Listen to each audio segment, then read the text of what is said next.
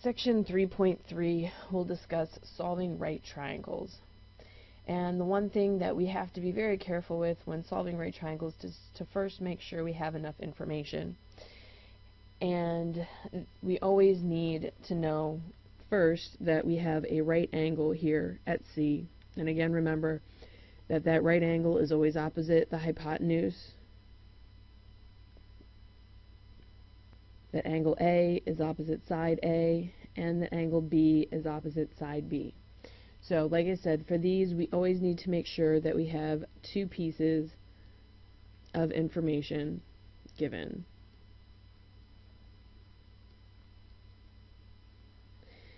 And that at least one of these is a side.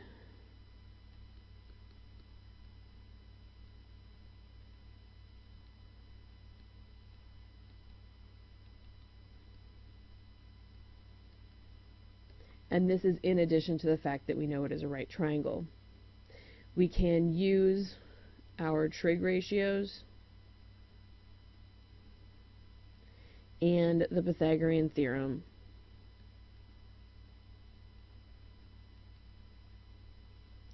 to find the remaining side or sides and angles. The book discusses significant digits, so there's a summary of this given below. If you are given information, if angles are expressed in a degree, then you need 2 significant digits on the length of the sides. If you have a tenth of a degree or a minute, then 3 significant digits. And if you have a hundredth of a degree or a second, then you need 4 significant digits on the length of the side. So, these first 2 examples, example 25 and 26, I want you to pause the video. This is just reviewing the Pythagorean theorem, and resume the video to check your answers. Now, when working through these problems, you should have found that in example 25, the hypotenuse was 957.5 yards.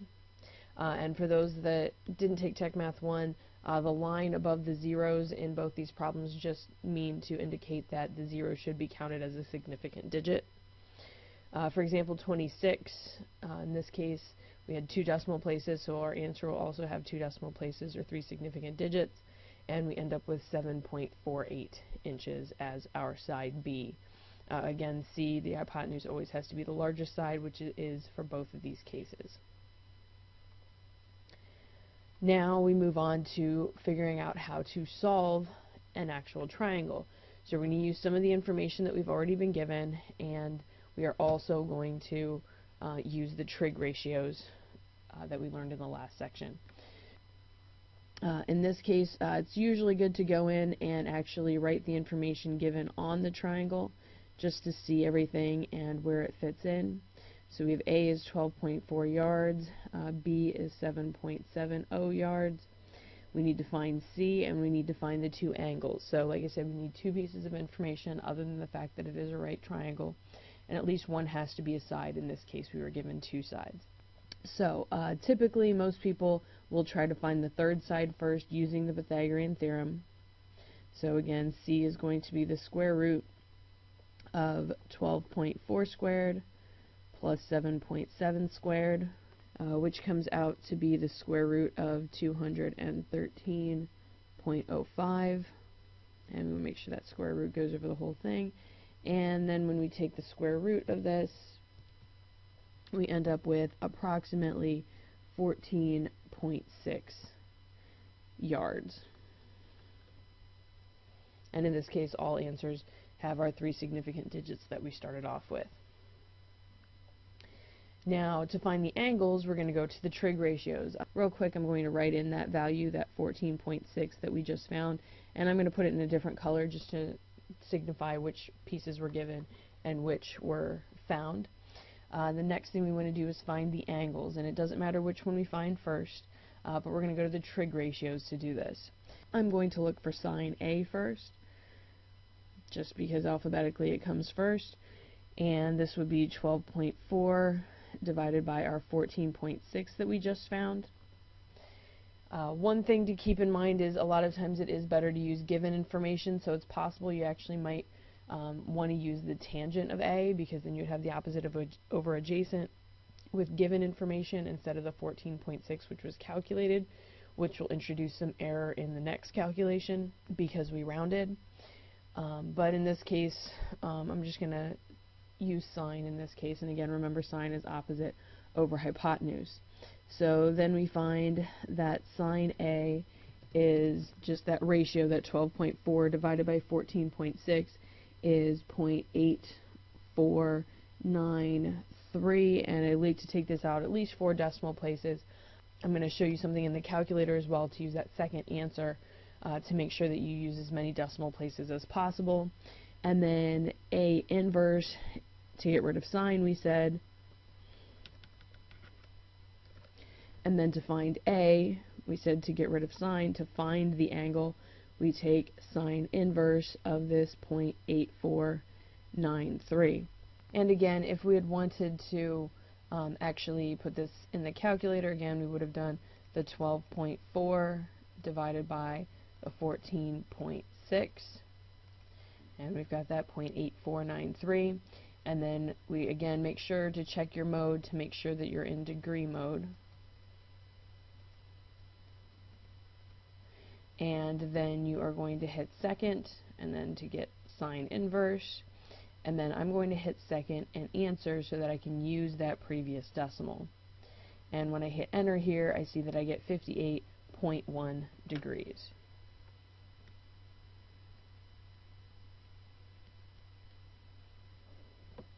And again, I'm going to write this in over here on my triangle just to make sure that I've found everything.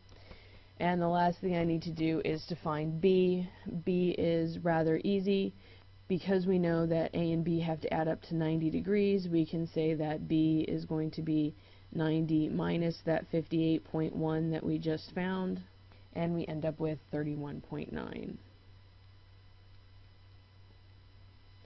So again, we found our 31.9 degrees.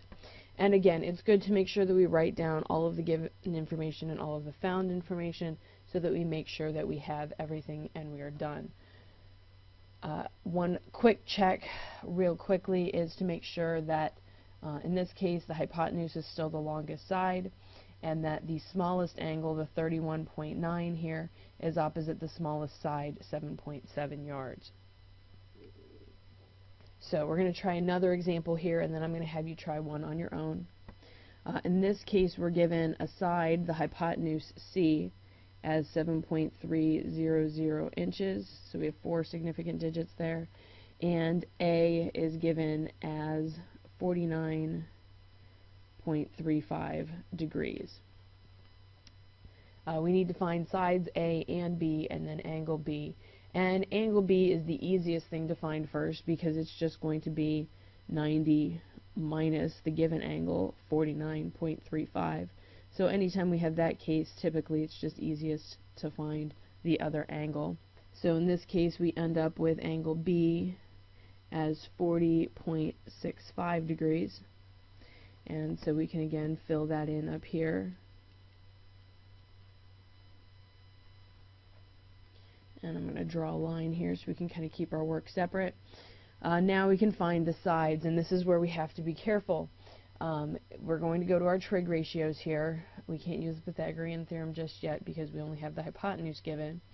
But in this case, we are going to make sure the trig ratio that we use has the side that we want on the top of the fraction or in the numerator. So in this case, I'm going to again go back to the given information. I'm going to take the sine of A, because we can take that as being A over the hypotenuse C. So if we substitute in here, we've got the sine of 49.35 degrees is equal to A, which we're trying to find, divided by C, which is 7.3. And in this case, to solve for A, we would multiply both sides by our 7.3. And we end up with A being approximately 5.539 inches. If we go with the convention that we were given 4 significant digits, then we have 4 significant digits on the A as well. Okay, so I'm going to write that down over here. We've got 5.539 inches, and we always make sure that we have our units with us. I'm going to kind of box this in to show that that was our work. And now we need to find side B, and at this point you have an option. You can go through and do the Pythagorean theorem, or you can use another one of the trig ratios. I'm going to use another one of the trig ratios just to show you how it's done. In this case, I'm going to take the cosine of A is going to be the adjacent side B divided by our given hypotenuse C. So in this case, cosine of A is 49.35 degrees is equal to B over C, which was 7.3. Again, to get the 7.3 out of the denominator, we are going to multiply both sides by 7.3, and we end up with B being approximately 4.755 inches. So again, I'll come over here, write that down on my triangle. And again, we want to check the smallest angle, angle B, which is 40.65 degrees, is opposite the smallest side, which was 4.755 inches. Again, you could have used the Pythagorean theorem on this one. If you wanted to use the Pythagorean theorem, you would know that B is equal to the square root of the 7.3 squared minus that 5.539 squared that we found. And this is again just a check. And we come out to the same thing, 4.755. So again, that's just a check to make sure that we did this correctly. And those are just 2 different ways that you could go about doing that. It's really up to you which one you use. But you do have to start off by finding angle B first. Actually, you don't necessarily have to start off by finding angle B first even. You could find the sides first and then find angle B, but angle B is the easiest one to find.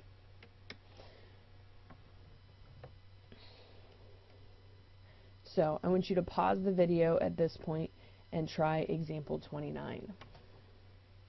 So in this case, angle A is the easiest thing to find first by just subtracting 22 from 90 to get 68.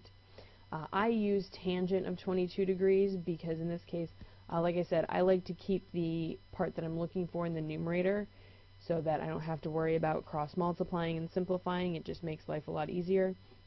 So I use tangent of 22 was equal to the opposite B over the adjacent 3.5. This also used all of the given information versus calculated information. So in this case I ended up with B was 1.4. It's possible you used a different trig identity, but you should still end up with B being about 1.4. And again, I only rounded to 1 decimal place or 2 significant digits because of the way the information was given. Now for C, I just used the Pythagorean theorem and found that the hypotenuse was about 3.8. Again, to check, the smallest angle B is 22 degrees. It's opposite the smallest side B. Now, last example, again, I want you to pause the video and work through this one and then resume the video to see if you have the correct answer. Keep in mind here that this problem is given in degree minutes and seconds. So recall how to find that on your calculator. If you have the TI-83, again, degree and minutes are under angle here, and then seconds is above the plus sign. So pause the video here and work out this next problem. So for this last problem, I found angle A first. Again, that was the easiest thing to do. And again, I did that using degree minutes seconds in the calculator. It came out to be 14 degrees, 52 minutes, and 52 seconds. And then I chose to use sine of the angle given with the side given to find side C. And again, like I said, anytime you've got the unknown variable in the denominator, it's a little bit trickier as far as finding what it is because we have to do a little bit more algebra and a little bit more arithmetic to get the fraction in the proper form. So in this case, I had to multiply C to get it out of the denominator and then divide both sides by that given sine, 75 degrees, 7 minutes, 8 seconds.